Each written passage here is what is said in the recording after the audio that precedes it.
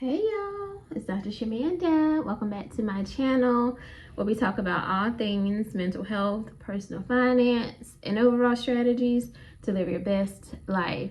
And if you're new here, I am a millennial single mom of 2 teenagers, a former high school dropout turned PhD doctor. And on this journey, we talk about I share my journey towards financial freedom, time freedom, and building generational wealth. So guys, welcome and welcome back. It is Friday.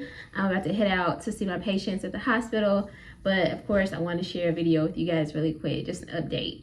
So if you haven't been hiding under a rock, then you know that the market is down. Baby, it ain't looking good. But you know what? We call it the dip, and it's okay. You know what I'm saying? It's not a bad thing. But I need some serious help, y'all. So stay to the end of this video. I need you to help me for real, because I'm still confused and I need to know quick. All right, so actually I'm going to share with you guys my numbers from yesterday. I'm going to use those numbers for this video because the numbers aren't the same as yesterday. But we're just going to use those numbers and I'll share with you guys the whole point. So again, I'm not going to go over all the numbers, but my 401k was $30,881.92. My 457, which is what I'm contributing to right now before my 401k kicks in, is exceeded $2,500 yesterday. So $2,510.36. And then my Roth was sitting at $16,178.32. So I had a total invested of $49,570.60 yesterday, right? And so that felt really good because that left me with only $429.40 left to reach $50,000 total invested. And you guys know on this journey, in this video, this specific playlist, I'm focused on reaching $50,000 total invested. That is the goal.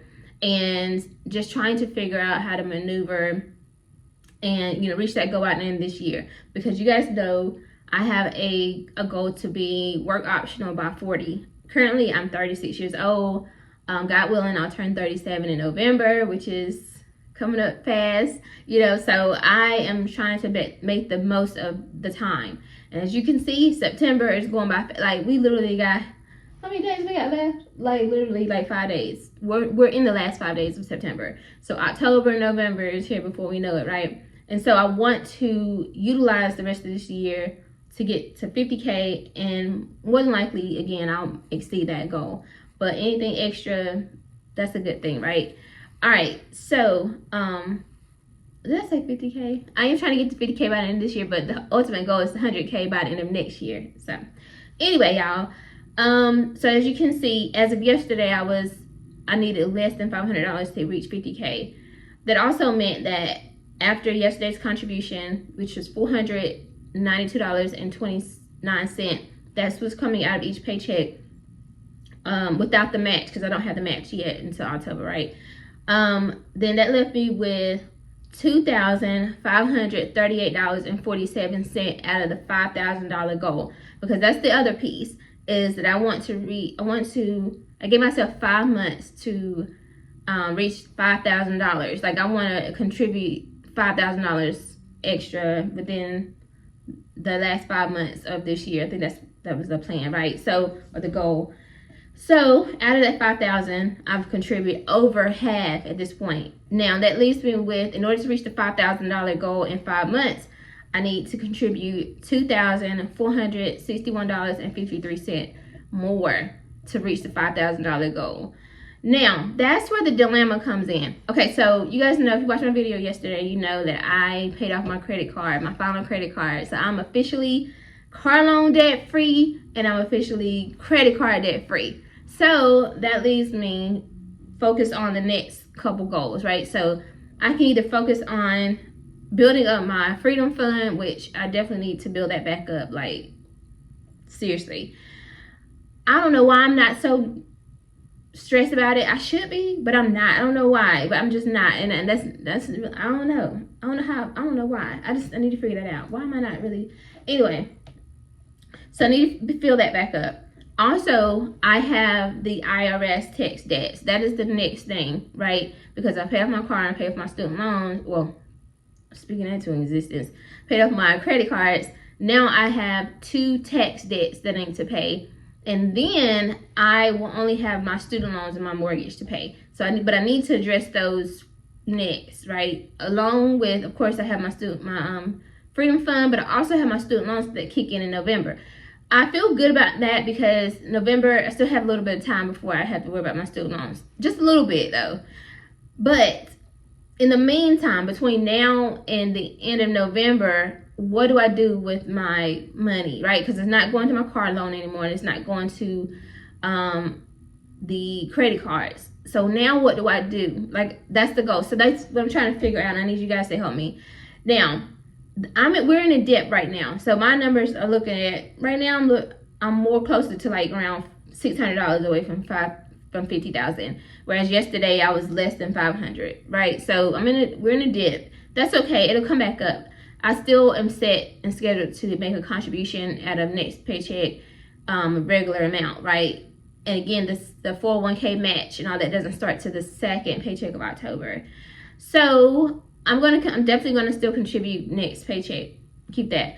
But the question becomes, whenever it's time for the match to kick in, so late October, do I contribute just enough to hit the match, or do I keep it the same so that I can more so focus on the $5,000 goal that I set? Because that's what I forgot about. I ain't even gonna hold y'all. I was like, why did I start this in the first place? Because I could have just let it just roll, right?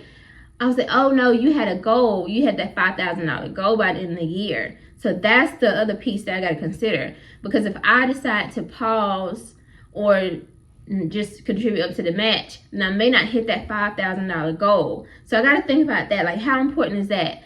I don't know, y'all. I'm confused. You know what I'm saying? But also, I want to take advantage of time. Time is our greatest asset. Like, I low-key don't want to slow down. Now, here's the other thing to consider. I have added an additional stream of income. I'm actually getting more clients in my virtual practice.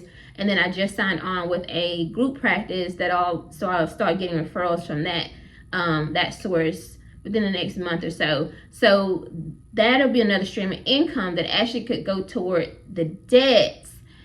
And then of course anything that's left out of my paycheck after I pay my bills. So that could kind of take care of that stuff. And then I could just keep contributing regular. I don't know, y'all. What do y'all think? Like, I'm genuinely curious to know what you guys think. Any ideas? Because again, it's better to welcome in some ideas, things I may not be considering, things like that.